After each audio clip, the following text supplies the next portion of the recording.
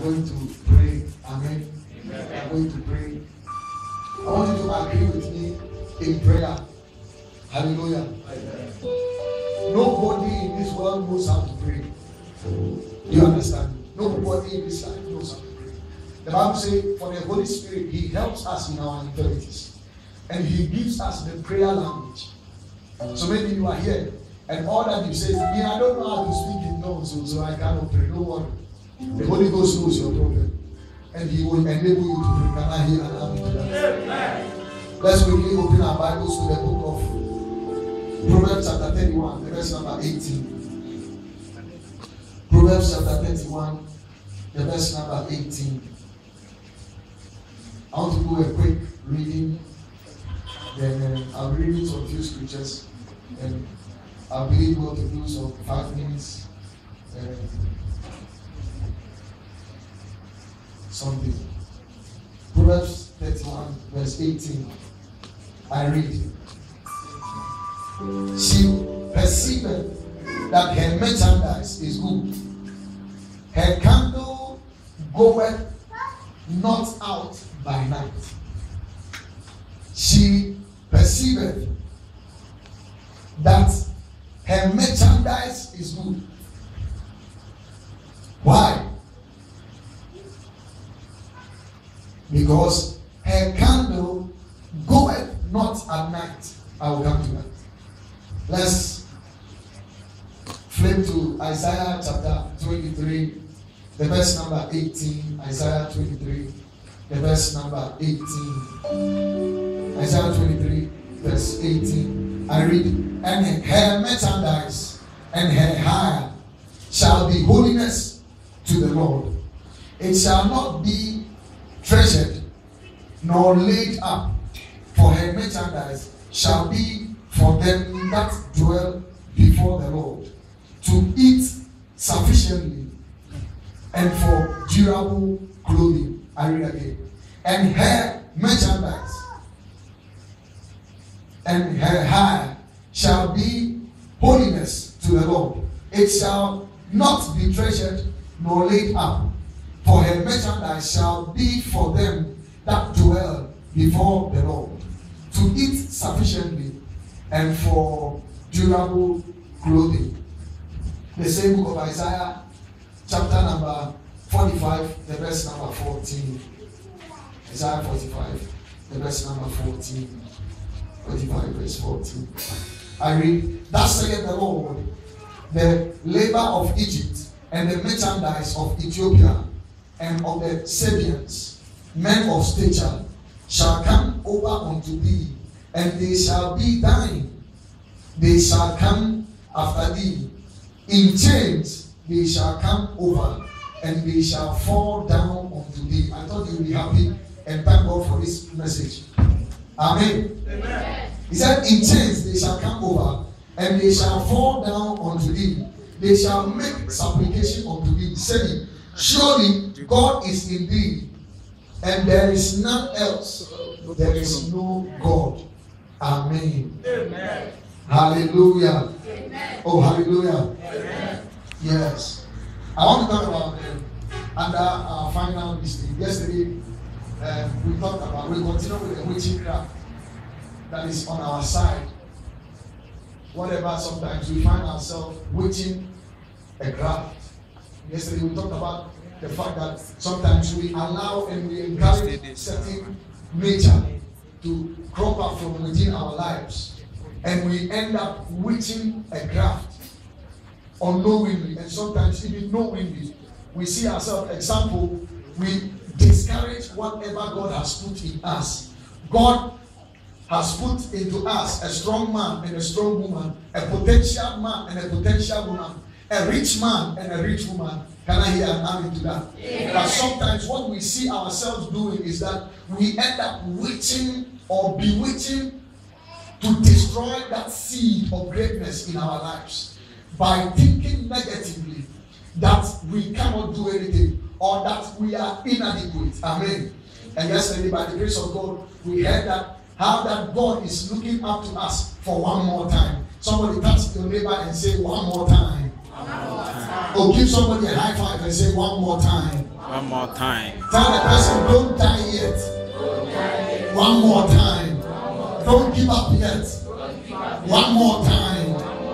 Another dream, another vision, another prayer, another fasting, another breakthrough, another waiting. One more time. One more time. Don't give up yet. Don't die yet. Don't throw in yet. One more time. Greatness is coming. Goodness of the Lord is coming. The power of the Lord is coming. Your glory is coming. Your breakthrough is coming. One more time. Stand fast one more time. Endure one more time. Something is happening. And it is something good. Just wait one more time. You will not be denied this time. Just endure one more time. Hallelujah. Hallelujah. Hallelujah. Today I want to talk about merchandising the anointing. Merchandising the anointing. Don't worry. My topics are becoming strange. Don't worry. I remember anytime I pick up strange topics, it reminds me of years ago, about 10 years ago when I was in the secondary school, during those times. That was when my topic was strange. But these days, because I am considering myself more of a teacher, I want to be a simple man. Amen. Amen. Merchandising the anointing, but I will explain. We started reading by receiving an introduction to a certain personality entitled in the book of Proverbs as hair, personified as a feminine. And he said hair. In verse 18 of Proverbs 31, he said, she perceived that her merchandise is good. She perceived that her merchandise is good. Now, what is this word about? What is this thing called merchandise? Now, number one thing, the first one I will explain on merchandise, that things sold for exchange. That is, how many of you are workers? Let me see by hand. How many of you work? You work. You are into buying and selling.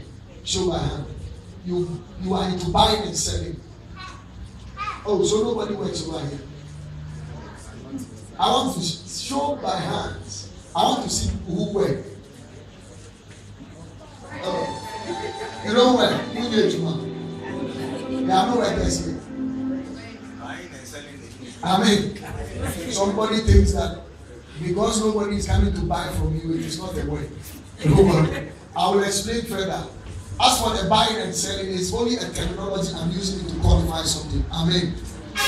But what I mean is that the merchandise over here means like to present things in the market that are purchasable substances.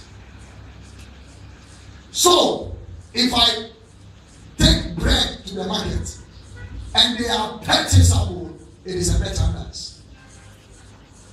Another example, if I am very beautiful as a lady and my beautiful becomes purchasable, my beauty becomes purchasable, it is my merchandise.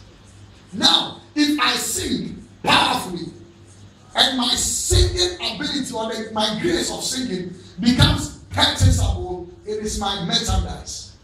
If I have skill with my fingers and whatever I touch with my fingers, it yields breakthrough, they are my merchandise. It could be your brain, it could be your leg, maybe you're a footballer, or maybe you walk, you run on errands.